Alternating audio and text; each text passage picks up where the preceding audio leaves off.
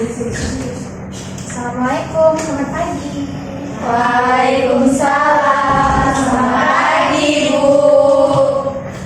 Baik, sebelum kita mulai pembelajaran kita pada hari ini, silakan kita pimpin doa terlebih dahulu. Baiklah, untuk memulai pembelajaran kita pada hari ini, ada baiknya kita berdoa, beragama dan kepercayaan masing-masing. Berdoa dimulai.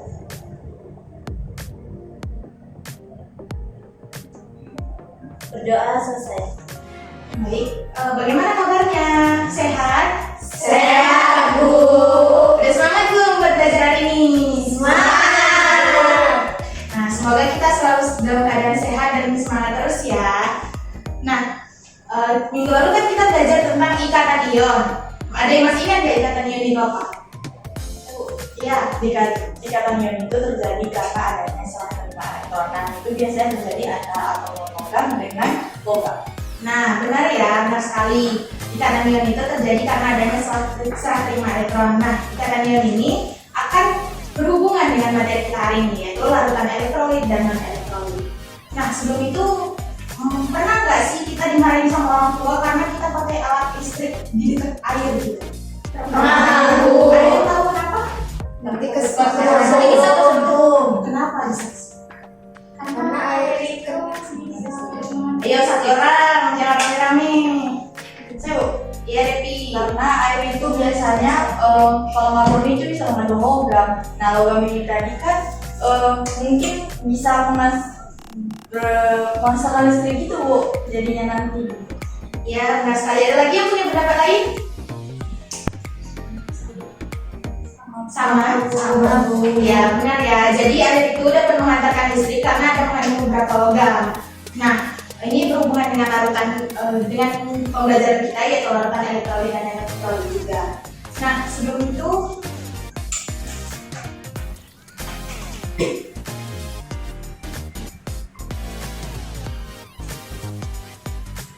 Nah, adapun tujuan pembelajaran kita, yaitu yang pertama, setelah pembelajaran, peserta didik dapat menjelaskan tentang larutan elektrolit dan non-elektrolit dengan benar. Yang kedua, yaitu melalui diskusi kelompok, peserta didik dapat menentukan sifat dan jenis larutan elektrolit dan non-elektrolit dengan tepat. Dan yang ketiga, melalui diskusi kelompok, peserta didik mampu menganalisis larutan berdasarkan daya hantar listriknya dengan baik. Nah, sebelum itu, Ibu mau mengabsen teman-teman terlebih dahulu. Anggita, Dian Yendina Sution, hadir Bu. Aura Yandira Utami, Hadir Bu. Askia Humayra Panjaitan. Bruna Ada kabar? Rekannya mau bawa Bu. Ya, baik, terima kasih. Cilin, Hadir Bu. Citra Permatasari, Hadir Bu. Devi Septiani, Hadir Bu. Jinda Suci, Hadir Bu. Grace Andriani, Hadir Bu. Jovita Tia. Hadir Bu. Baik, selanjutnya Ibu mau membagi kalian menjadi 3 kelompok yang terdiri dari 3 orang. Untuk kelompok pertama itu ada Jovita, Dinda, dan Aura. Yang kedua yaitu Grace, Devi, dan Cilin. Dan yang ketiga yaitu Citra, Anggita, sama Askia. Nah, kita lanjut ya. Berdasarkan daya hantar listriknya, larutan dibedakan menjadi 2, yaitu larutan elektrolit dan non-elektrolit. Larutan elektrolit itu dapat menghantarkan listrik karena dapat terionisasi menjadi ion-ionnya ketika dilarutkan ke dalam air. Nah, larutan elektrolit ini terbagi menjadi 2, yaitu elektrolit kuat dan elektrolit lemah. Elektrolit kuat adalah elektrolit yang ketika dilarutkan ke dalam air dia terionisasi sempurna sehingga dapat menghantarkan listrik dengan baik. Sementara elektrolit lemah itu ketika dilarutkan ke dalam air hanya terionisasi sebagian. Contohnya itu ada CH3COH. Nah, selanjutnya ada larutan non-elektrolit, yaitu larutan yang tidak dapat menghantarkan listrik karena tidak dapat terionisasi menjadi ion-ionnya ketika dilarutkan ke dalam air. Nah, selanjutnya kita lihat terlebih dahulu di sini Ibu ada menyajikan video, kita saksikan bersama-sama ya. Ya Bu. Ketika sampah dibakar, akan ada aliran elektron dari sumber listrik.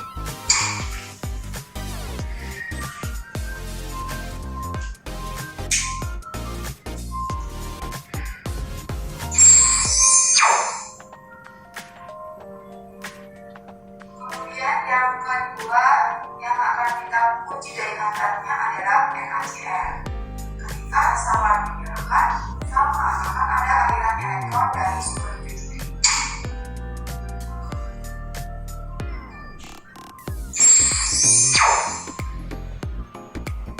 Selanjutnya adalah uji dengan hantar listrik pada larutan asam timbang. Samar dinyalakan, ada aliran elektron juga dari sumber listrik.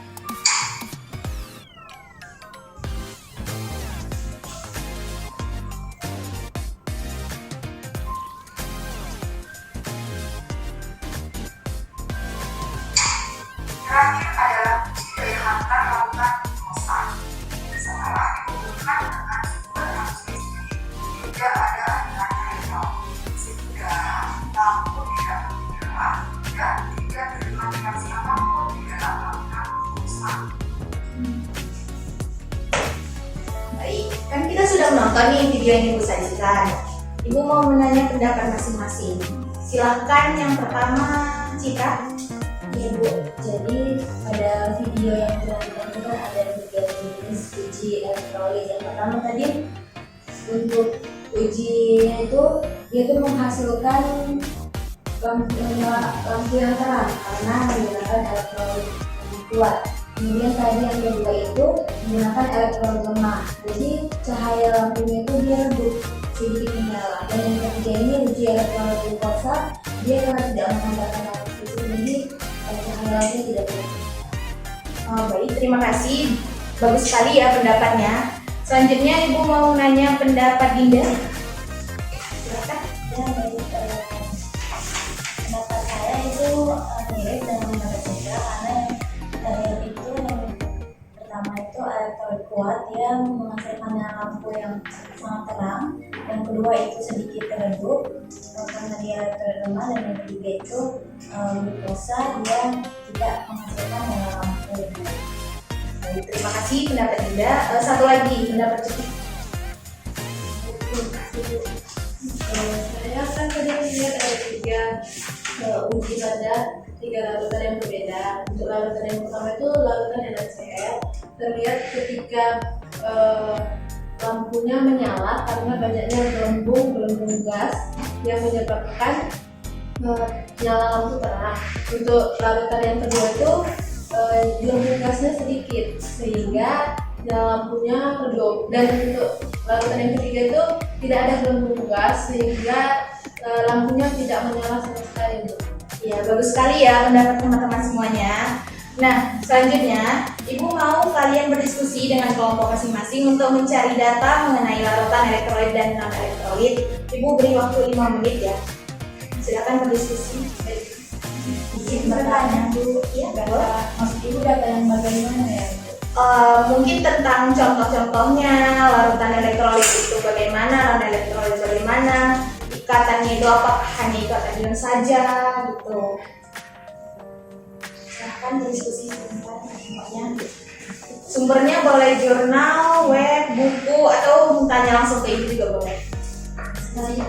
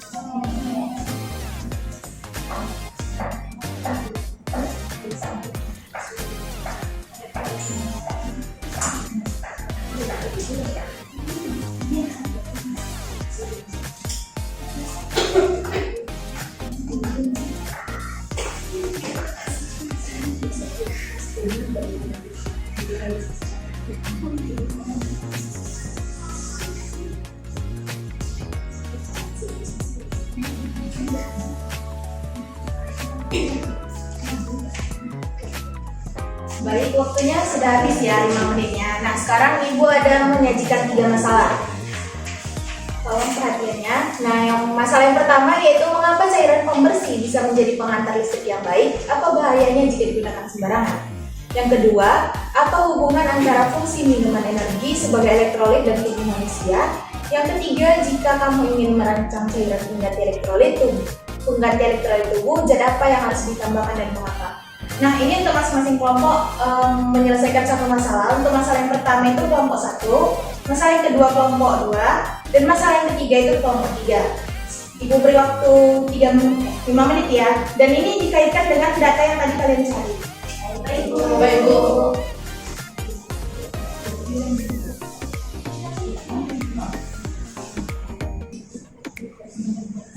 Baik, waktunya sudah habis. Ada yang sudah selesai? Sudah. Nah, baik, kelompok 1 dulu ya yang presentasi ke depan, dan ke teman-teman kelompok yang lain bisa memberikan sanggahan, kritik atau saran. Silakan. Baik, terima kasih. Sebelumnya perkenalkan saya Dinda Suci Ramadhani, perwakilan dari kelompok 1. Jadi di sini sesuai dengan yang bagian dari Ibu Anti tadi, kalau kami dapat persoalan nomor 1 yang akan kami jawab. Baik, terima kasih. Di sini saya perwakilan dari kelompok 2 akan menjawab pertanyaan untuk kelompok 2. Baik, terima kasih. Jadi saya perwakilan dari kelompok 3 akan menjawab pertanyaan yang ketiga. Baik, terima kasih kepada teman-teman semuanya. Pendapatnya Ibu terima. Dan pada benar ya. Tepuk tangan dulu untuk kita semua.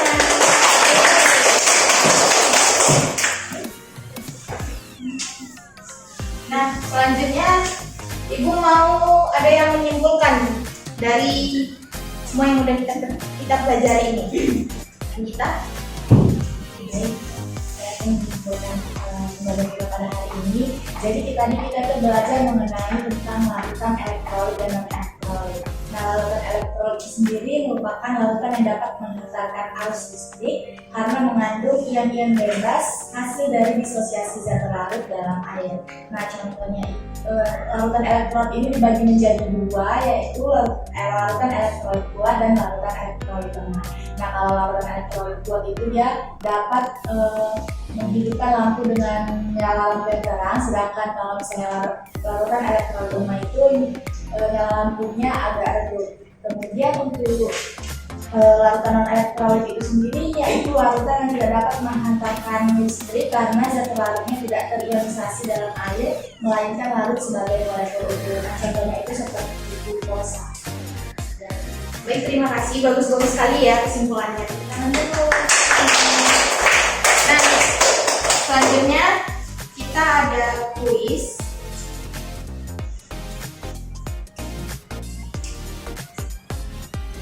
Nah, baik, kita kuis dulu untuk mengetahui pemahaman kalian tentang larutan elektrolit dan non-elektrolit. Silakan join ya. Ya semua ya, kita mulai ya.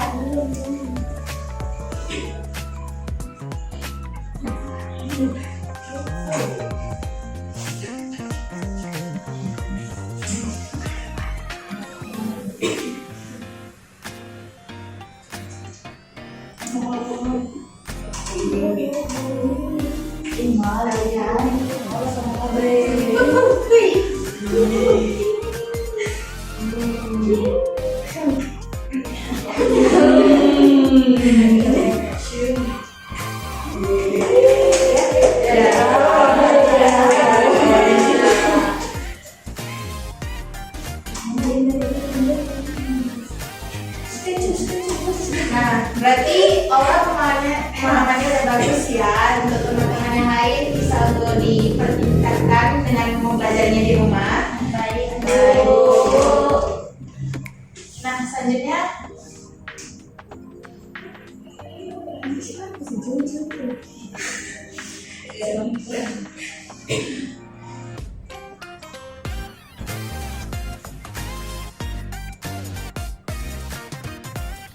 Nah, selanjutnya dari pembelajaran kita hari ini ada yang ingin bertanya?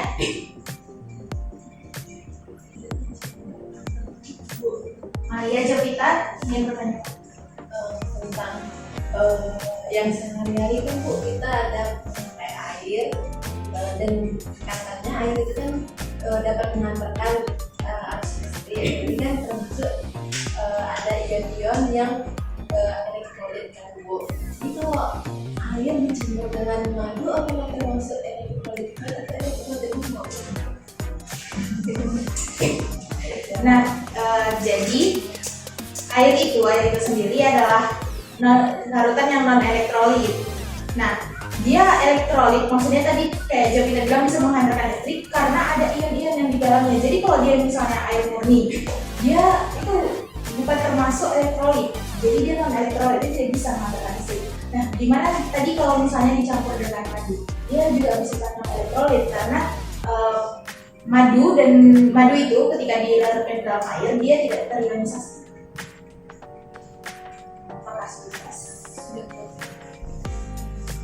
Ada lagi?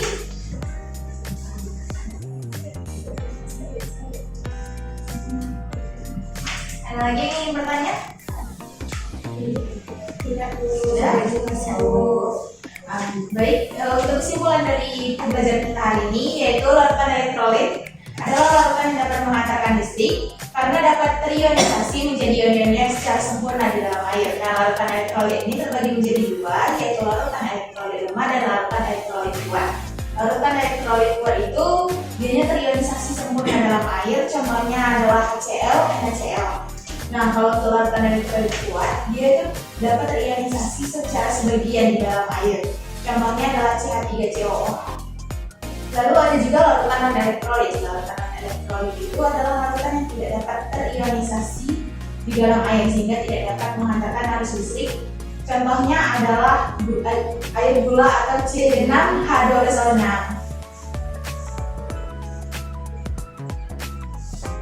Baik, terima kasih untuk hari ini. Persiapkan untuk minggu depan. Minggu depan kita akan membahas materi asam dan basa. Sekian pembelajaran dari saya. Silakan Grace pimpin doanya. dari kita satu dalam selesai.